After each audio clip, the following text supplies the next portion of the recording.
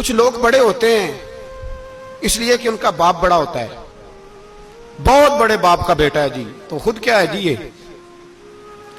امام حسین بہت ہی بڑے باپ کے بیٹے تھے، بہت ہی بڑے باپ کے، بہت ہی بڑے باپ، مولا علی شیر خدا رضی اللہ تعالی، واقعی حضرت علی جیسا شیر کوئی نہیں ہے، ہی کوئی نہیں، آئے گا ہی کوئی نہیں، ہو ہی نہیں سکتا، سوال ہی نہیں پیدا ہوتا۔ علی بہرحال علی ہے، علی بہرحال کوئی جوڑ نہیں حضرت علی کا، کوئی ساتھ نہیں۔ میرے رسول پاک نے فرمایا یہاں بھی میرا بھائی ہے وہاں بھی میرا بھائی ہے، حضرت علی کا کوئی مقابلہ کر سکتا؟ اتنے بڑے باپ کا بیٹا۔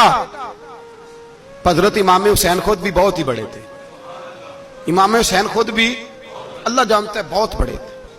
کہتے ہیں گدی پہ بیٹھ گیا اسے کوئی ضرورت نہیں، لیکن امام حسین نے ایسے نہیں کیا۔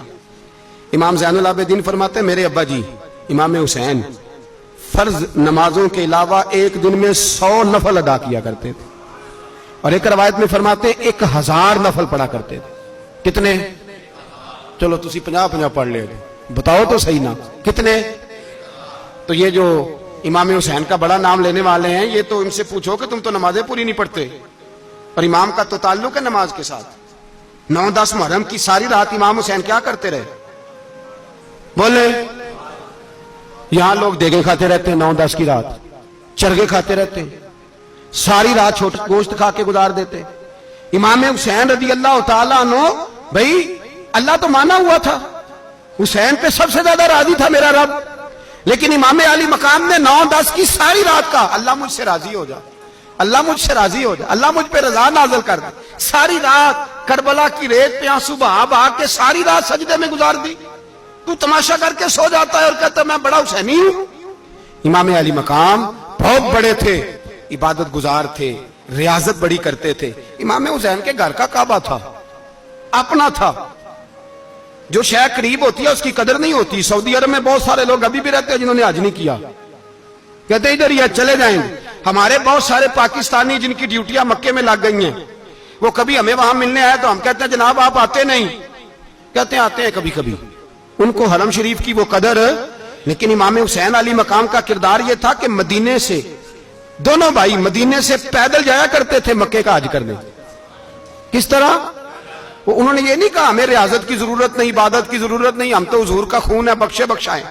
پیدل مدینے سے دونوں شہزادے اور اس طرح پیدل جاتے تھے، ایک دفعہ نہیں 2 دفعہ نہیں، 25 حج دونوں نے پیدل مکے جا کے ادا فرمایا۔ 25 حج۔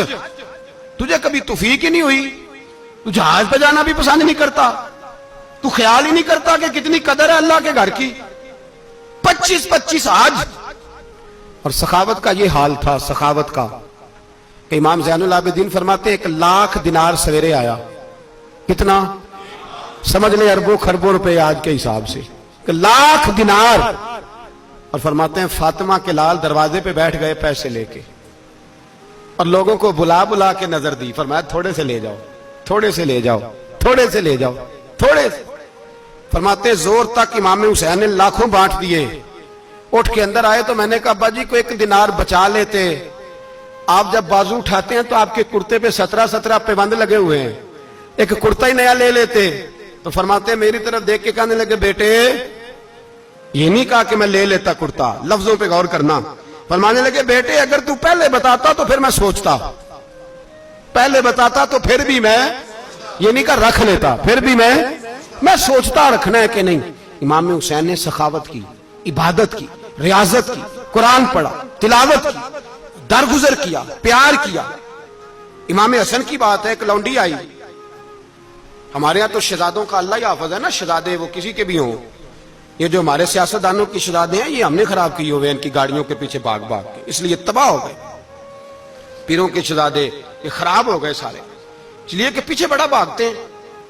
امام حسن کے پاس ایک لونڈی تھی، وہ دودھ لے کے آئی، دودھ گرم تھا، آپ کے اوپر گر گیا، اور وہ تھی بھی اسی طرح کی، اکثر کام بے دھیانی میں کرتی تھی، کنیز تھی گھر، دودھ گرا تو وہ کانپنے لگی کہ میں نے کئی غلطیاں کی، اب تو بہت سخت غلطی ہے، گرم دودھ امام پہ پڑ گیا۔ تو امام صاحب نے تلاوت شروع کر دی، امام حسن نے والکاظمین الغیظ والعافین عن الناس واللہ یحب المحسنین۔ فرمایا جو غصہ پی جائیں اور لوگوں کو معافی دے، ان سے تو اللہ محبت فرماتا ہے، ان سے تو اللہ پیار کرتا ہے، امام صاحب نے اس لونڈی کو فرمایا جا تو اللہ کی رضا کے لیے آزاد ہے، جا تو آزاد ہے، اب تو لونڈی نہیں۔ اتنا بڑا اخلاق تھا کہ جو دیکھے نا، میرے استاد گرامی ایک دفعہ میرے گھر آئے، حضرت محدث سے باولپور سے 3000 کتاب کے مصنف، بہت بڑے عالم، میرا چھوٹا بھائی بوتل پلانے لگا، تو بوتل دی تو کپڑوں پہ ڈال دی، استاد صاحب کا سارا جبہ بھر گیا، کہنے لگے جزاک اللہ، بارک اللہ، اللہ مزید فزید، اللہ علم دے، فضل دے۔ تو میں نے کان میں کہا، میں کہ استاد جی انیاں دعاواں دینیاں سنتے میں آپ روڑ چھڑ دا، اس نے کیوں یہ کیا ہے؟ مگر اتنی دعائیں دینی تھی تو میں ڈال دیتا آپ کے کپڑوں پہ پانی شربت، آپ نے اتنی دعائیں دے دی۔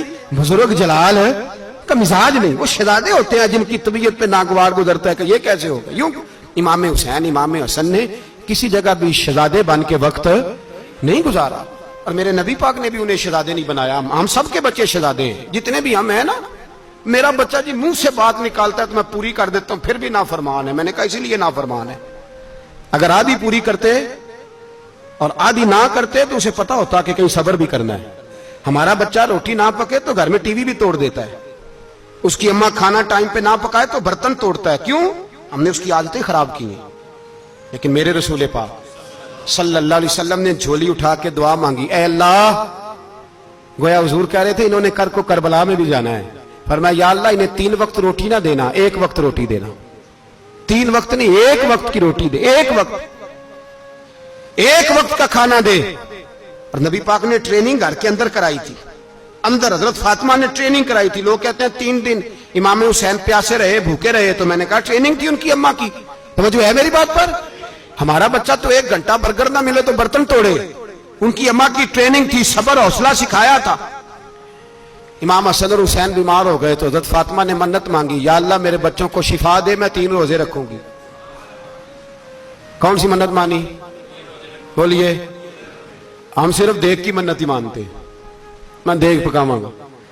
ایک آدمی مجھے کہنے لگا میں نے منت مانی تھی کہ میں بکرا دوں گا اللہ کے رستے میں، اگر میرا کام ہو جائے تو کام ہو گیا، بکرے کے پیسے کوئی نہیں۔ تو میں کہا تیرے پہلا نہیں تھی پتا، میرے کو کوئی نہیں۔ کہتا اب کیا کروں؟ میں کہ اب تو دینی پڑے گی، اور اس میں بھی تحقیق باقی ہے۔ لیکن بات یہ ہے بھائی کہ منت یہ کیوں نہیں مانی کہ یا اللہ میرا کام ہو جائے میں 100 نفل پڑھوں گا؟ جو بھی منت مانگتا ہے وہ دیکھ کی مان لیتا ہے، بکرے کی منت ہی مانتے ہو، یہ کیوں نہیں منت مانتے کہ یا اللہ میرا کام ہو جائے تو میں پورا قرآن شریف ختم کروں گا؟ یہ ذرا پڑھنا پڑتا ہے، اس لیے عبادت کرنی پڑتی ہے، اس لیے اس کی منت نہیں مانتے سرے سے۔